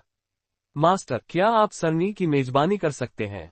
पब फ्यूचर द्वारा विज्ञापन। रून मास्टर्स ने एक दूसरे की तरफ देखा और अपना सिर हिलाया। उन्होंने आह भरी, हमारी आध्यात्मिक शक्ति घायल हो गई है और हम जल्दी से ठीक नहीं हो पा रहे हैं। भले ही हम अपनी पूरी कोशिश करें, हम इसे लंबे समय तक झेल नहीं पाएंगे। सरनी की शक्ति बहुत कम हो जाएगी। वांग टेंग ने एक क्षण के लिए हिचकिचाते हुए कहा, यदि मैं इस समूह का मूल हूं तो क्या आप मेरी सहायता कर सकते हैं? तुम? रनमास्टर्स चौंक गए। नोव एल बी जे एन एन। वे जानते थे कि वांग टेंग की रून महारत शायद मास्टर स्तर तक पहुंच गई है, इसलिए उसकी आध्यात्मिक शक्ति कमजोर नहीं होगी। लेकिन अगर उसे कोर बनना है तो उसे ज्यादातर दबाव झेलने की जरूरत होगी। चूंकि वे घायल थे, इसलिए उन पर दबाव स्वाभाविक रूप से वांग टेंग पर स्थानांतरित हो गया। कठिन, बहुत कठिन। गोरलिन ने अपना सिर हिलाया। गुरुजी, क्या होगा अगर मेरी आध्यात्मिक शक्ति सम्राट के राज्य के शिखर तक पहुंच गई? वांग टेंग ने पूछा। जब वह गुण बुलबुले को अवशोषित कर रहा था, तो उसकी आध्यात्मिक शक्ति बढ़ गई थी और चुपचाप सम्राट के राज्य के शिखर तक पहुंच गई थी। आत्मा 962/1000 सम्राट क्षेत्र। कोई कल्पना कर सकता है कि युद्ध के मैदान में कितने गुण बुलबुले थे। सम्राट राज्य। गोरलिन और अन्य रून मास्टर्स ने आश्चर्य से वांग टेंग को देखा। उन्हें लगा कि वांग टेंग इस स्थिति में उनके साथ मजाक नहीं करेगा, इसलिए ये सच होना चाहिए। लेकिन ये कैसे संभव था? वे भी उस स्तर तक नहीं पहुंचे थे। वह इतना छोटा था, फिर भी वह उनसे आगे निकल गया था। उन्हें यह अविश्वसनीय लगा। वांग टेंग को उनके हाव भाव से पता चल गया कि वे क्या सोच रहे हैं। उसके माथे से आध्यात्मिक शक्ति की एक किरण निकल पड़ी। गोरलिन और अन्य लोग अचंभित रह गए। अपने अनुभवों के आधार पर वे यह महसूस कर सकते थे कि यह आध्यात्मिक शक्ति वास्तव में सम्राट के क्षेत्र के शिखर तक पहुंच चुकी थी। अच्छा, गोरलिन खुश हुआ, हम इसे आजमा सकते हैं। दूसरे रनमास्टर भी बहुत खुश थे। उन्होंने वांग टेंग को ऐसे देखा जैसे वे किसी खजाने को देख रहे हों। वह नजर। वांग टेंग ने अनजाने में एक कदम पीछे ले लिया। हालांकि इस समय मास्टर काल हिचकिचा रहे थे। उन्होंने कहा, भले ही हम ऐसा करें, दोनों सरणियों की शक्ति केवल पहले की तरह ही ऊंचाई तक पहुंच पाएगी। ये सामान्य चरण के अंधेरे प्रेत को नुकसान पहुंचा सकता है, लेकिन ये ब्लैक इनक्यूबस डेविल लॉर्ड से निपटने के लिए पर्याप्त नहीं होगा। रनमास्टर्स एक पल के लिए अचंभित रह गए। उन्होंने इस बात को स्वीकार किया। 1.05 लाख बोनस पाने के लिए आपके पास 2 फ्री स्पिन है। 1.05 लाख बोनस पाने के लिए आपके पास 2 फ्री स्पिन है। परिमैच। पब फ्यूचर द्वारा विज्ञापन। वे स्पष्ट रूप से जानते थे कि दोनों प्रणालियां कितनी शक्तिशाली थीं। ये ब्लैक इनक्यूबस डेविल लॉर्ड को कुछ समय के लिए ही कैद कर पाएगा, उसके बाद वह सरनी को तोड़ देगा। उस समय सरनी के मेजबान को भारी प्रतिक्रिया का सामना करना पड़ेगा। अंत में सब कुछ व्यर्थ हो जाएगा। कुछ समय तक कोई नहीं बोला। गोरलिन ने अचानक कहा, यह व्यूह की ताकत बढ़ाने का एक तरीका है। कौन सा रास्ता? रनमास्टर अधीर हो गए, उन्हें आशा दिखी। आपको पता होना चाहिए कि 1000 थंडर एनिहिलेशन एरे में 12 बिजली की छड़ें हैं। गोर्लिन ने कहा। बकवास बेशक, हम ये जानते हैं। मास्टर काल ने जल्दबाजी में शाप दिया। काल, चुप रहो। मास्टर गोर्लिन ने बोलना समाप्त नहीं किया है। तुम इतने अधीर क्यों हो? मास्टर चाशू ने भौहें सिकोड़ी। गोर्लिन ने एक कड़वी मुस्कान दी। उन्होंने आगे कहा, अतीत में मैं ऊब गया था, इसलिए मैंने 1000 थंडर एनिहिलेशन एरे पर और शोध किया और एरे को बेहतर बनाने का एक प्राचीन तरीका पाया। इसके लिए 13वीं बिजली की छड़ की आवश्यकता होती है, जो सरणी का मूल बन जाएगी। इस छड़ के संचालन का समर्थन करने और सभी बिजली के बल को सहन करने के लिए कम से कम एक रनमास्टर की आवश्यकता होती है। उसे सभी बिजली को एक स्थान पर इकट्ठा करने और अंत में घातक हमले को खत्म करने की आवश्यकता है। गोर्लिन का वर्णन और स्पष्टीकरण सुनने के बाद रूनमास्टर चुप हो गए। ये तरीका पागलपन है। ये सही है। अगर बिजली एक ही जगह पर इकट्ठी हो जाए तो हम उसका सामना नहीं कर पाएंगे। जो भी कोशिश करेगा वो मर जाएगा। हो सकता है कि आखिरी वार करने से पहले ही बिजली की ताकत के कारण मेजबान गिर जाए। रनमास्टर सभी अनुभवी और तेज थे। वे इस पद्धति में लगभग तुरंत ही दोष खोजने में कामयाब रहे। उन्होंने अपना सिर हिलाया। यह एक अच्छा विचार नहीं था। वे मौत से नहीं डरते थे, लेकिन इस योजना के सफल होने की संभावना बहुत कम थी। ये लगभग असंभव था। क्यों न मैं भी कोशिश करूं? गोर्लिन ने दृढ़ता से सुझाव दिया। नहीं, रूनमास्टरों ने जल्दी से अपना सिर हिलाया। मास्टर गोर्लिन, यह एक अनावश्यक बलिदान है। यह इसके लायक नहीं है, मास्टर चाशू ने कहा। इसके अलावा हमारे पास 13वीं बिजली की छड़ नहीं है। हमने केवल 12 ही बनाए हैं, काल ने कहा। मुझे चिंता थी कि ऐसा हो सकता है, इसलिए मैंने लोहारों को एक और बिजली की छड़ बनाने के लिए परेशान किया। गोर्लिन का स्वर दृढ़ था। उसने दुख के साथ कहा, मुझे अब और मत मनाओ। यह एक भयानक स्थिति है। अगर मैं कोशिश नहीं करता तो मानव जाति विलुप्त होने के खतरे में पड़ जाएगी। रनमास्टर को यह नहीं पता था कि खंडन कैसे किया जाए। अगर घोंसला गिर गया तो अंडे टूट जाएंगे। वे इस तर्क को समझ गए, लेकिन सफलता की दर बहुत कम थी, अस्वीकार्य रूप से कम। कुछ देर चुप रहने के बाद उन्होंने आखिरकार सिर हिला दिया। चूंकि हम पहले से ही इस स्तर पर हैं, तो आइए सब कुछ दांव पर लगा दें और इसे आजमाएं। मास्टर काल ने सबसे पहले अपना मुंह खोला। ये सही है। मैं काफी बुरा हो गया हूँ। मैं जीने से ऊब गया हूँ। मास्टर चाशू ने दिल खोलकर हंसा। हा, हम मानव जाति के लिए लड़ते हैं और मानव जाति के लिए मरते हैं। 1000 साल बाद मेरा नाम हमारे वंशजों द्वारा याद किया जाएगा। अन्य रूनमास्टरों ने अपनी सफेद दाढ़ी को सहलाया और सहमति में सिर हिलाया। उनके चेहरों पर मौत का कोई डर नहीं था। खांसी एर्म, मैं 13वीं बिजली की छड़ की मेजबानी क्यों नहीं करता? वांग टेन को आखिरकार उन्हें बाधित करने का मौका मिल गया। खेती के लिए बिजली का उपयोग कर सकता हूँ। तुम? रनमास्टर्स चौंक गए जब उन्होंने वांग टेन के शब्द सुने। उन्हें उम्मीद नहीं थी कि वांग टेन खड़े होंगे। हालांकि यह आश्वस्त करने वाला था, फिर भी वे असहाय महसूस कर रहे थे। नहीं, गोर्लिन ने बिना सोचे समझे अपना सिर हिला दिया। मैं बूढ़ा हो गया हूँ, इसलिए अगर मैं मर भी जाऊं तो कोई बात नहीं। हालांकि तुम अलग हो। तुम अभी भी जवान हो। तुम्हें जोखिम नहीं उठाना चाहिए। ये सही है। हमारा एक पैर पहले ही ताबूत में है। इससे कोई फर्क नहीं पड़ता कि हम मर भी गए या नहीं। लेकिन आप जैसे युवा इस दुनिया का भविष्य हैं, मास्टर काल ने ईमानदारी से कहा। वांग टेन को समझ नहीं आ रहा था कि उसे हंसना चाहिए या रोना चाहिए। इन रूनमास्टर्स को लगा कि वह उनकी जगह मरना चाहता है। वे ऐसा क्यों व्यवहार कर रहे थे जैसे वे हमेशा के लिए अलग हो जाएंगे। उसने अपना मुंह खोला और समझाना चाहा। इस समय मास्टर चाशू ने उसके कंधे को थपथपाया और मुस्कुराया। आपको कुछ भी कहने की जरूरत नहीं है। इस बार बूढ़े लोगों को सुर्खियों में आने का मौका दें। आपका रास्ता यही खत्म नहीं होना चाहिए। वांग टेंग, इन रूनमास्टर्स की कल्पनाएं अद्भुत थीं। उन्होंने ऐसे दिन की उम्मीद नहीं की थी जब हर कोई मरने के लिए दौड़ेगा। मास्टर काल ने आसमान में हो रही भयंकर लड़ाई पर नजर डाली। उन्होंने देखा कि सामान्य अवस्था के मानव मार्शल योद्धा ब्लैक इनक्यूबस डेविल लॉर्ड के हमले के तहत लगातार पीछे हट रहे थे। स्थिति अच्छी नहीं थी। समय कम है। चलो बकवास बंद करो और आगे बढ़ो। ठीक है। दूसरे रूनमास्टर्स को पता था कि बर्बाद करने के लिए ज्यादा समय नहीं है, इसलिए वे गंभीर भावों के साथ खड़े हो गए। वांग टेंग ने जल्दी से अपना मुंह खोला। मास्टर, मेरे पास बिजली की शक्ति का विरोध करने का एक तरीका है। मुझे 13वीं बिजली की छड़ की मेजबानी करने दो। क्या आपके पास बिजली की शक्ति का विरोध करने का कोई तरीका है? गोर्लिन आश्चर्यचकित था। उसने हैरान स्वर में कहा, मेरी जगह लेने के लिए मुझे मूर्ख बनाने के लिए इस बहाने का उपयोग न करें। वास्तव में आपको चिंता करने की जरूरत नहीं है। मेरी साधना के आधार पर मेरे बचने की संभावना अधिक है। वान टेंग ने अपना सिर हिलाया। उसने इधर उधर की बातें करना बंद किया और समझाया, मेरे पास बिजली तत्व आकाश श्रेणी शास्त्र है जो मुझे बिजली की शक्ति का उपयोग करके अपने शरीर को प्रशिक्षित करने की अनुमति देगा। ये 1000 थंडर एनिहिलेशन एरे के संचालन को पूरक करेगा। उसने अपनी हथेली उठाए और उस पर बिजली की छोटी छोटी चमक को इकट्ठा होने दिया। चटकने की आवाज ने उसके शब्दों को और भी वजनदार बना दिया। आप एक बिजली तत्व मार्शल योद्धा हैं। रनमास्टर्स के दिलों में संदेह दूर हो गया जब उन्होंने बिजली बल को देखा। उसी समय वे अचंभित थे।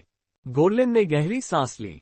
यान सिटी युद्ध के दौरान वान टेंग ने अपने कई तुरुप के पत्ते उजागर कर दिए थे, इसलिए वह जानता था कि वह एक बहुतत्व मार्शल योद्धा था। फिर भी उसने कभी नहीं सोचा था कि वान टेंग के पास दुर्लभ बिजली तत्व बल होगा। वह अचंभित था और उसने वान टेंग को एक जटिल नजर से देखा। बहुतत्व मार्शल योद्धा एक प्रतिभा का सर्वनाम थे। इससे भी अधिक उसके पास बिजली की शक्ति थी। गोर्लिन को यह स्वीकार करना पड़ा कि उसका शिष्य एक राक्षस था। दूसरे रून मास्टर्स का भी यही विचार था। वान टेंग की रून महारत न केवल उच्च थी बल्कि उसकी मार्शल आर्ट प्रतिभा भी भयानक थी। यह अविश्वसनीय था। अगर वान टेंग के पास सचमुच यह विशेष बिजली आकाश श्रेणी शास्त्र है तो हम सुरक्षित रहेंगे। मास्टर चाशू ने अपनी दाढ़ी पर हाथ फेरा। वान टेंग ने कहा, मैं इस तरह का मजाक नहीं करूंगा। सबने गोर्लिन की ओर देखा। वान टेंग के स्वामी के रूप में उसे निर्णय लेना था। मैं खेती करने के लिए बिजली की शक्ति का उपयोग कर सकता हूं। मास्टर, इस मौके के लिए मुझसे मत लड़ो, वान टेंग ने आधे मजाकिया अंदाज में कहा। सभी रून मास्टर अवाक रह गए। कोई भी बिजली की शक्ति का सामना नहीं करना चाहता था, लेकिन वान टेंग इसे अपनी साधना के लिए उपयोग करना चाहता था। क्या आजकल के युवा इतने डरावने हो गए हैं? सच में। गोर्लिन हंसी और आंसू के बीच फंस गया। वह एक पल के लिए चुप रहा और फिर एक बार पूछा, क्या तुम्हें यकीन है कि तुम ठीक हो जाओगे? चिंता मत करो गुरुजी, मुझे पता है कि मैं क्या कर रहा हूं। वान टेंग ने सिर हिलाया। ठीक है, मैंने फैसला कर लिया है। आप इस सरनी की मेजबानी कर सकते हैं, लेकिन अगर आप इसे संभाल नहीं सकते तो खुद पर दबाव न डालें। समय रहते हार मान ले और खुद को बचा ले, गोर्लिन ने गंभीरता से कहा। वान टेंग ने गोर्लिन की देखभाल महसूस की और अपने दिल में गर्मजोशी महसूस की। उसने सिर हिलाया। गोर्लिन ने उसे गौर से देखा। वह चुप रहा और अपने स्पेस रिंग से आखिरी बिजली की छड़ निकाली और उसे वान टेंग को दे दिया। विशाल बिजली की छड़ वान टेंग के कंधे पर आ गिरी। हालांकि यह उसके लिए बहुत हल्का लग रहा था। इस वजन का वर्तमान में उसके लिए कोई मतलब नहीं था। स्टार मेपल सिटी के केंद्र की ओर जाने से पहले उन्होंने गोर्लिन और अन्य रून मास्टर्स को देखकर मुस्कुराया। रन मास्टर्स ने अलग होने से पहले एक दूसरे को देखा। वे शहर के चारों ओर बिखरे हुए शेष 12 बिजली की छड़ों की ओर बढ़ गए। वे 12 बिजली की छड़ों पर पैर मोड़कर बैठ गए और अपनी आध्यात्मिक शक्ति को सक्रिय करने के लिए छोड़ दिया। शहर के केंद्र में पहुंचने के बाद वान टेंग ने बिजली की छड़ को जमीन में गाड़ दिया। धमाका। जोरदार विस्फोट के बीच भारी, विशाल और मजबूत बिजली की छड़ शहर की रीढ़ की हड्डी की तरह सीधे जमीन में धंस गई। वान टेंग बिजली की छड़ पर खड़ा था और रन मास्टर्स को देख रहा था। अगर वे इस बिजली की छड़ को सक्रिय करना चाहते थे तो उन्हें 12 बिजली की छड़ों से शुरू करना था। उन्हें उन बिजली की छड़ों पर मौजूद रूनों की शक्ति को अपने नीचे की छड़ तक इकट्ठा करना था। धमाका। आसमान में ब्लैक इनक्यूबस डेविल लॉर्ड युद्ध की एक काली देवी की तरह था। उसने अपनी तलवार और ढाल पकड़ी और सभी को अपने पैरों से गिरा दिया। भयावह शक्ति ने उसके चारों ओर एक बवंडर की तरह छा लिया। डैन ताइक्सुआन और अन्य मानव मार्शल योद्धा पीछे हटते रहे। उनके होठों के कोने से खून टपक रहा था। फिर भी वे हठपूर्वक बार बार आगे बढ़े और अपनी पूरी ताकत से ब्लैक इनक्यूबस डेविल लॉर्ड से लड़े। ब्लैक इनक्यूबस डेविल लॉर्ड ने नीचे हो रही हलचल को देखा और थोड़ा सा भौहें सिकोड़ ली। उसने मानव रून मास्टरों द्वारा आयोजित व्यूह को देखा था। यहाँ तक कि उसके सामान्य चरण के अंधेरे प्रेतों को भी इससे निपटना मुश्किल लगा, इसलिए ये दुर्जय होना चाहिए। वह मानव मार्शल योद्धाओं द्वारा परेशान थी, इसलिए वह जल्दी से मुक्त नहीं हो सकी। वह इन मनुष्यों को नीची नजर से नहीं देख सकती थी। वह भले ही ताकतवर हो, लेकिन इन सामान्य चरण के मार्शल योद्धाओं के संयुक्त हमले के तहत वह उन्हें भी परेशानी भरा पाती थी। अगर वह मनुष्यों को फिर से सरनी सक्रिय करने की अनुमति देती तो उसका पक्ष विवश हो सकता था। उसकी निगाहें तेज हो गईं और उसकी ठंडी आवाज पूरे शहर में गूंज उठी। उन मानव रून मास्टर्स को मार डालो। उच्च पदस्थ अंधेरे प्रेतों ने आदेश प्राप्त किया और तुरंत युद्ध के मैदान को छोड़ दिया। उन्होंने रन मास्टर्स की ओर गोली चलाई। उन्हें रोको। सामान्य मंच के मार्शल योद्धाओं के भाव बदल गए और वे जल्दी से चिल्लाने लगे। कई उच्च श्रेणी के मार्शल योद्धाओं ने उन्हें रोकने की कोशिश की, लेकिन वे अंधेरे प्रेत नहीं रुके। उनके दिमाग में केवल ब्लैक इंक्यूबस डेविल लॉर्ड का आदेश था। उन मानव रून मास्टरों को मार डालो। लानत है। मानव मार्शल योद्धा क्रोधित थे। उन्होंने उन्हें रोकने की बेतहाशा कोशिश की, लेकिन अंधेरे प्रेत का एक बड़ा हिस्सा अभी भी उनकी रक्षा को तोड़कर रन मास्टर्स की ओर उड़ गया। पहले उन अंधेरे प्रेतों को मारने के लिए 2 सामान्य चरण के मार्शल योद्धाओं को लाओ। लॉर्ड यांग ने अपने दांत पीस लिए और भौहें सिकोड़ते हुए हवा में ब्लैक इंक्यूबस डेविल लॉर्ड से लड़ने लगा। पहले तुम्हें मुझसे पूछना होगा। ब्लैक इंक्यूबस डेविल लॉर्ड ने उपहास किया। उसके हमले और भी ज्यादा क्रूर हो गए। मानव मार्शल योद्धाओं ने दमन महसूस किया। कितना भव्य। पलक झपकते ही अंधेरे प्रेत आ पहुंचे।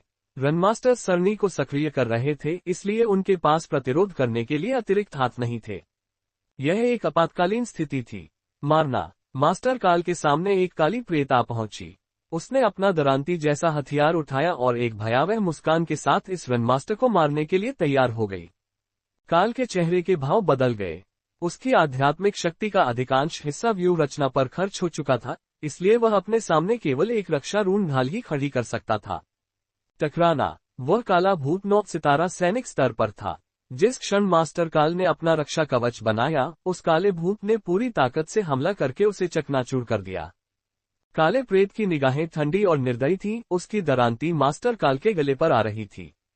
गोरलिन और दूसरे रन मास्टर्स इस दृश्य को देखकर घबरा गए। क्या वे सरनी को सक्रिय करने से पहले ही असफल हो जाएंगे? हर किसी के दिल में कड़वाहट और निराशा तैर रही थी। उन्हें अभी अभी उम्मीद मिली थी, लेकिन वह इतनी आसानी से टूट गई। कोई भी इसे स्वीकार नहीं कर पाएगा। तुम मौत की तलाश में हो। अचानक एक चीख सुनाई दी। इसके साथ ही 10 मीटर से ज्यादा लंबी एक भयानक आग की चमक ने आसमान को बाईं ओर से 2 भागों में काट दिया। अंधेरे प्रेत का चेहरा पूरी तरह बदल गया। उसने मास्टर काल को छोड़ दिया और जल्दी से अपने हथियार को आगे की ओर मोड़कर आने वाले हमले को रोक दिया। धमाका। अग्नि की चमक ने क्षण भर में ही उस काले प्रेत को निगल लिया। आग से एक दर्दनाक चीख निकली। फिर सन्नाटा छा गया। Ads bye pub future. आग धीरे धीरे बुझ गई। उस काले भूत से कुछ भी नहीं बचा, राख भी नहीं। जल्दबाजी में वांग टेंग ने सीधे अपने अग्नि ब्लेड की चमक में पन्ना की चमकदार लौ भर दी थी। जब ज्वलंत ब्लेड की चमक अंधेरे प्रेत से टकराई तो पन्ना की चमकदार लौ उसके शरीर में फट गई और उसे जला दिया, बिना कोई निशान छोड़े। हालांकि अन्य लोगों ने केवल वांग टेंग के एक वार से उस काले भूत को जलकर राख होते देखा। दोनों ही मानव मार्शल योद्धा और काले भूत उसे आश्चर्य से मुंह खोले देख रहे थे। एक तत्काल मार। एक 9 सितारा सैनिक स्तर के अंधेरे प्रेत को वांग टेंग ने एक पल में मार डाला। स्वर्ग। वह भयानक था। वांग टेंग खुद भी हमले की ताकत से हैरान था। आखिरकार यह उसका पहला मौका था जब उसने एमरल्ड ग्लेज्ड फ्लेम का इस्तेमाल किया था। यह आश्चर्यजनक रूप से शक्तिशाली था, जैसा कि दुनिया के सार से बने खजाने से उम्मीद की जाती है। प्रभावशाली। बेशक उन्होंने अपने चेहरे पर कोई भावना प्रकट नहीं की तथा शांत एवं संयमित बने रहे। वह मोक्यू को हाथ में लेकर बिजली की छड़ पर खड़ा था। उसने दूसरा हाथ अपनी पीठ के पीछे रखा और योद्धाओं की ओर उदासीन नजर से देखा। वह एक नेक चरित्र का आदमी लग रहा था। रनमास्टर्स को मारने आए सभी अंधेरे प्रेत अचंभित रह गए और सहज रूप से कुछ कदम पीछे हट गए। एक पल के लिए किसी ने भी आगे आने की हिम्मत नहीं की। धिक्कार है। उसने एक ही वार में 9 सितारा सैनिक स्तर के अंधेरे प्रेत को मार डाला था। अगर वे आगे बढ़ते तो वे भी चले जाते। 8 भुजाओं वाला शैतान सेनापति जो मनुष्यों से लड़ रहा था, ये दृश्य देखकर आंखें सिकुड़ने लगा। ये युवा मानव इतना शक्तिशाली कब बन गया? Ads bye pub future. वह अविश्वास से भर गया।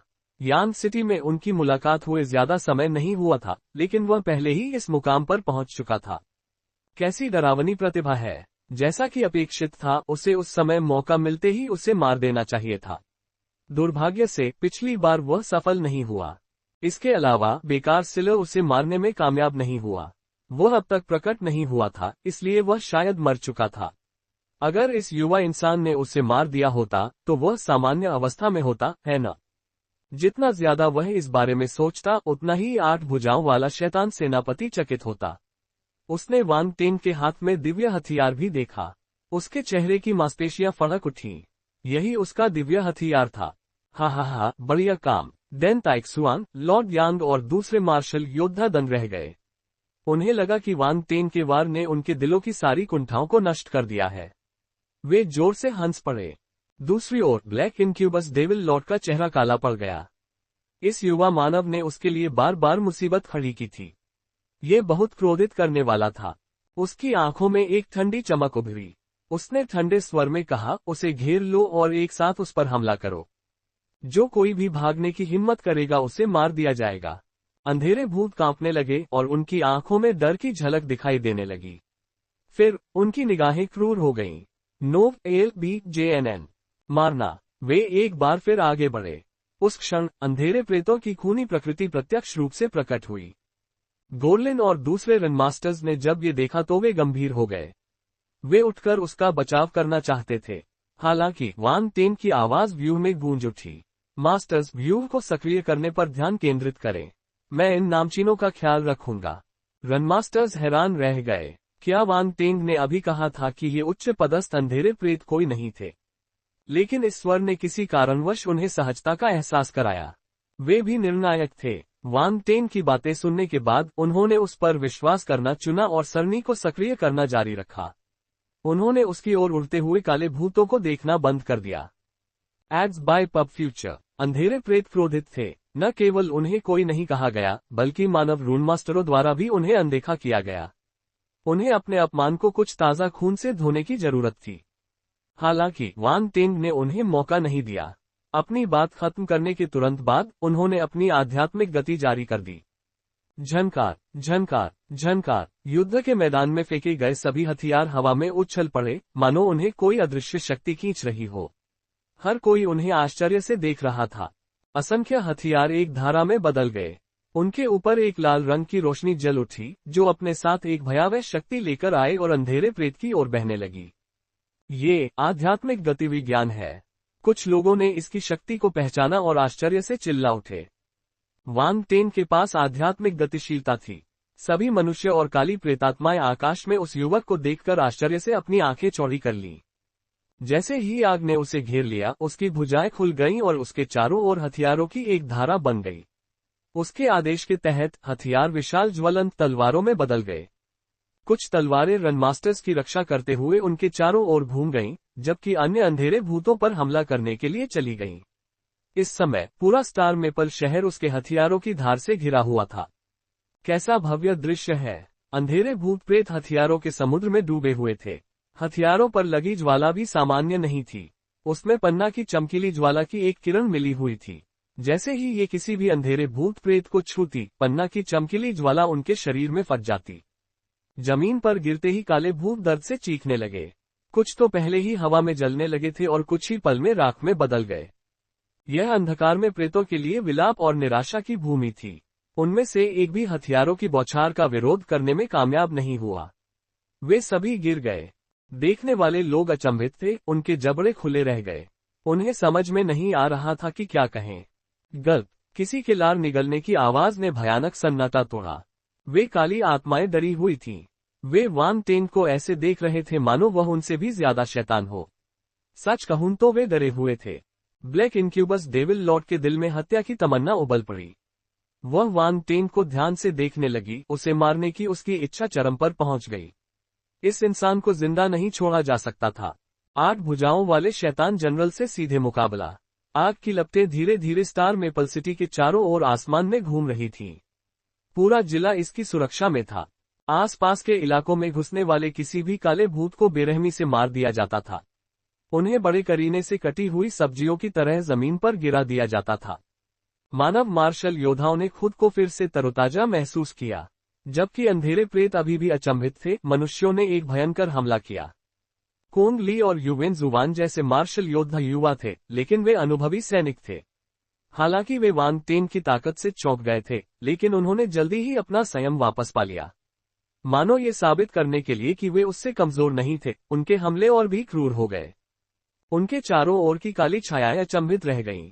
उद्धरण चिन्ह प्रश्नवाचक चिन्ह उद्धरण चिन्ह। क्या इन मनुष्यों ने स्वयं को हार्मोन्स का इंजेक्शन लगाया था? वे इतने क्रूर कैसे हो गए? मूर्ख मनुष्य, क्या उन्होंने सोचा कि वे डर गए थे? वे प्रतिभाशाली मनुष्य को नाराज नहीं कर सकते थे, लेकिन वे अन्य मनुष्यों से भयभीत नहीं थे। एक क्षण में अंधेरे प्रेत ने भयंकर प्रतिरोध किया। मारना, मारना, मारना। दोनों पक्षों के बीच पुनः भीषण लड़ाई शुरू हो गई। Ads bye pub future. हथियार आपस में टकराए और फोर्स फट गई। इस युद्ध में अंधेरे भूत मारे गए और मानव मार्शल योद्धाओं की बलि दी गई। यहाँ जीवन सबसे बेकार चीज थी। जमीन पर ताजा लाल खून के धब्बे लग गए। आसमान धूसर था। 5 विशाल आयामी दरारें धीरे धीरे घूम रही थीं, जो किसी सर्वनाश की तस्वीर पेश कर रही थीं।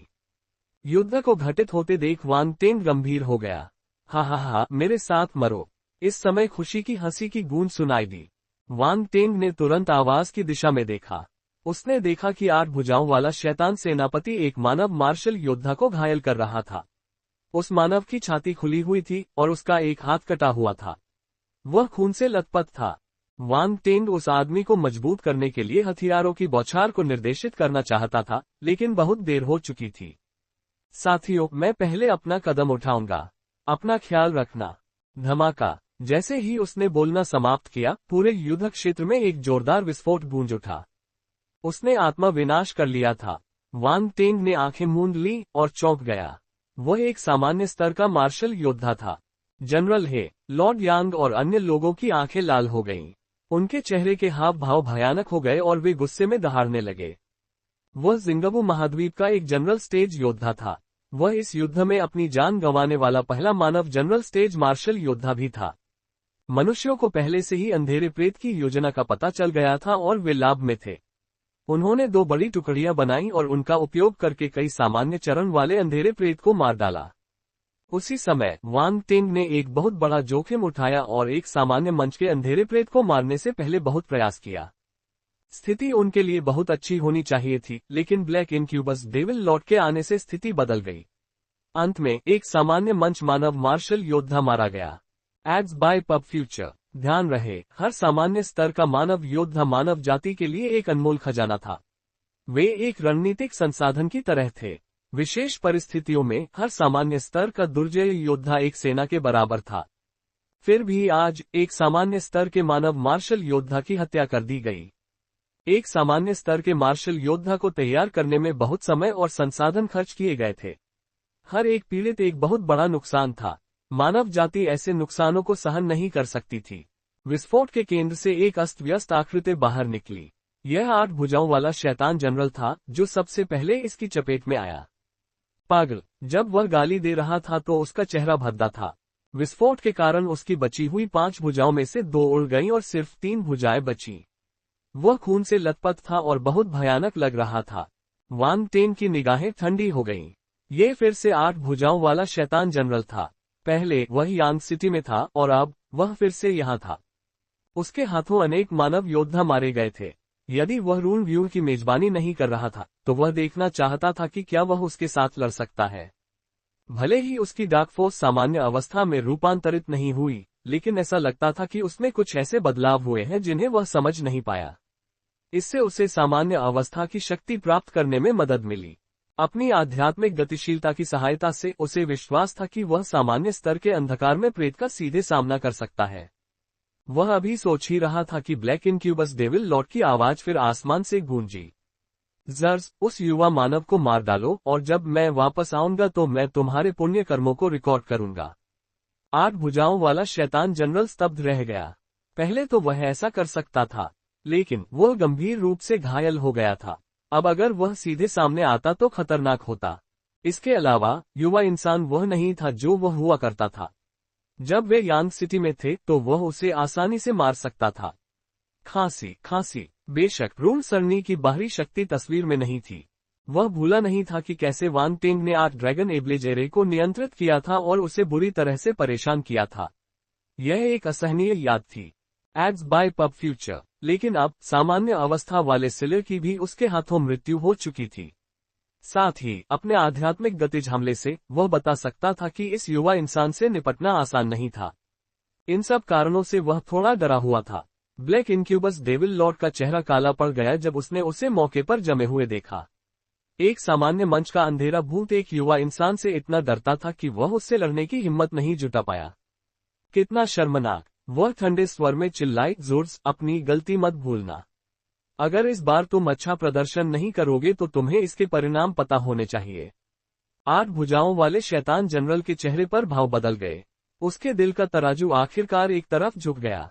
अगर ब्लैक इनक्यूबस डेविल लॉर्ड ने अपना मुंह नहीं खोला होता तो वह दूसरे विरोधियों की तलाश कर सकता था और अपना नरसंहार जारी रख सकता था। आखिरकार एक सामान्य स्तर के मानव मार्शल योद्धा को मारना एक उपलब्धि थी। जब वह वापस जाएगा तो कोई भी उसकी योग्यता से इनकार नहीं करेगा। लेकिन ब्लैक इनक्यूबस डेविल लॉर्ड ने उसे आदेश दे दिया था। अब परिस्थितियां बदल चुकी थीं। अगर वह उसकी बात नहीं मानता तो उसे काय करार दिया जाता। यह उसके जीवन पर एक दाग होता। 8 भुजाओं वाले शैतान जनरल के मन में कई विचार आए। उसने बेकाबू होकर आह भरी और वांग टेंग को ठंडी निगाहों से देखा। वांग टेंग ने भी ब्लैक इनक्यूबस डेविल लॉर्ड की बात सुनी। उसने मुड़कर 8 भुजाओं वाले डेविल जनरल की नजरों से नजरें मिलाईं। माहौल जम गया। उसके विचार सत्य हो गए थे।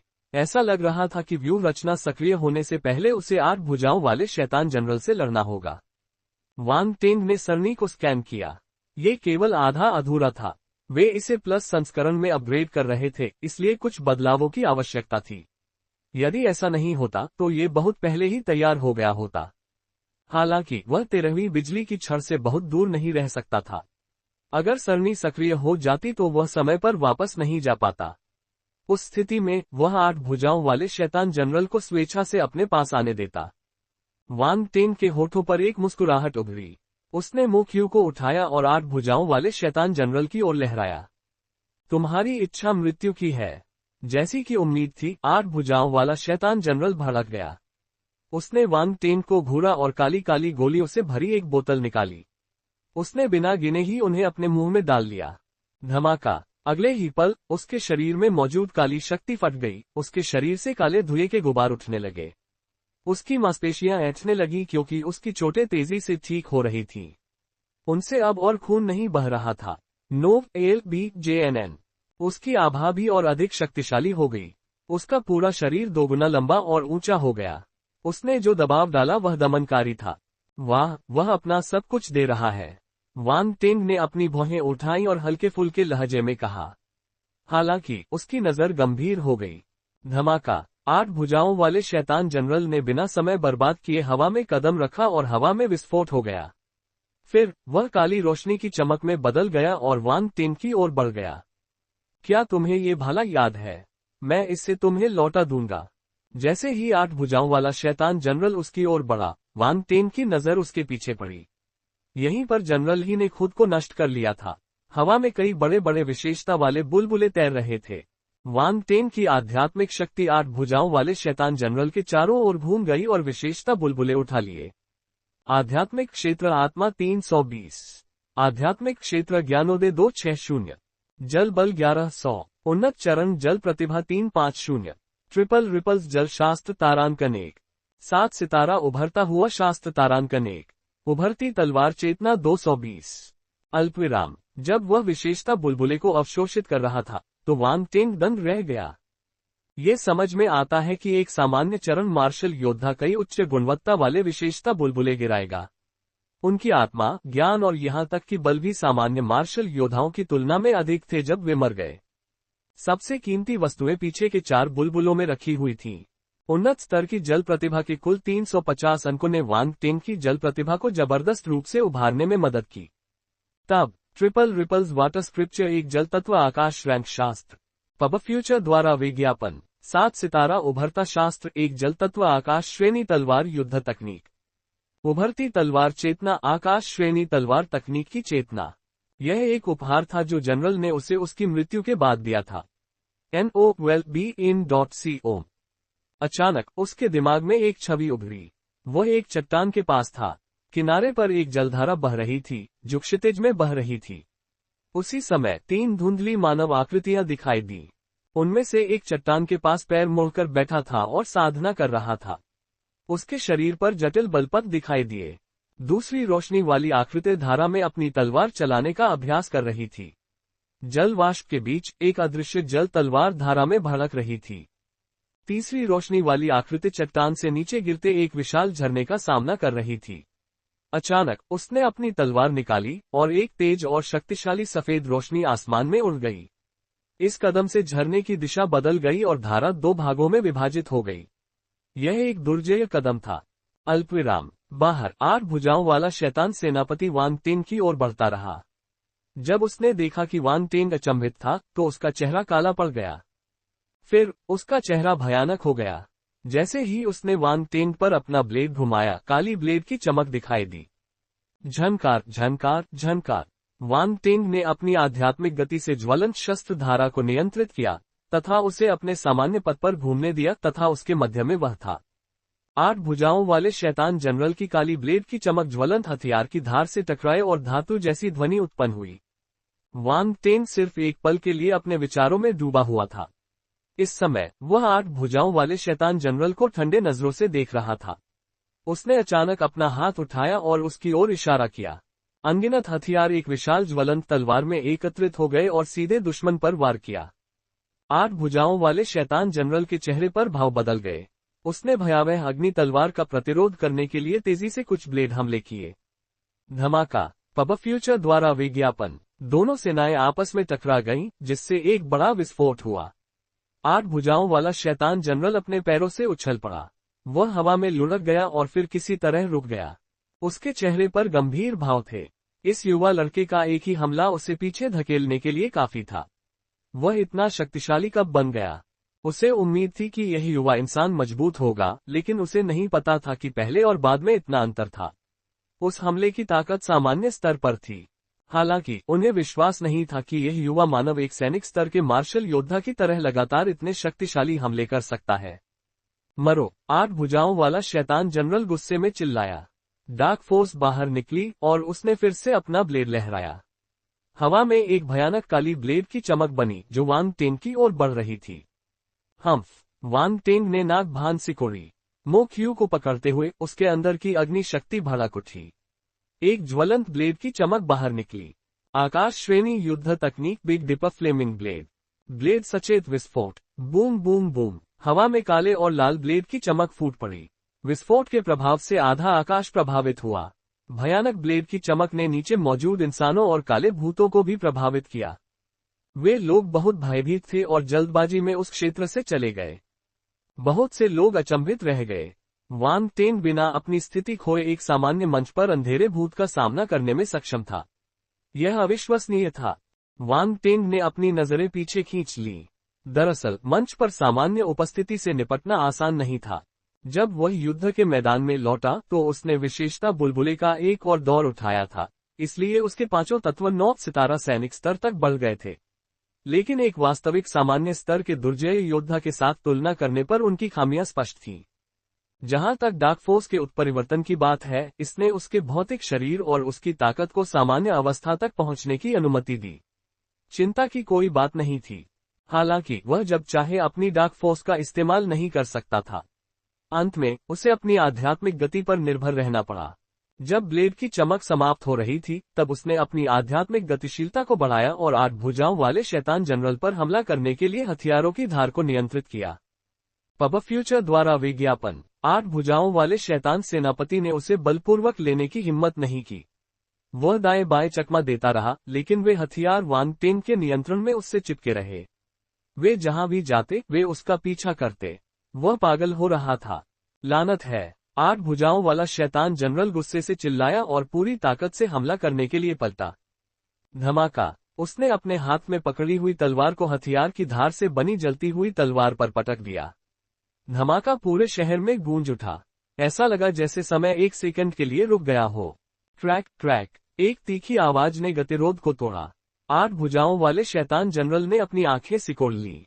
उसने देखा कि उसके हाथ में मौजूद ब्लेड फट गया। फिर हथियार की धार बेरहमी से उसके सीने पर टूट पड़ी। 8 भुजाओं वाले शैतान जनरल को ऐसा लगा जैसे उस पर बिजली गिर गई हो।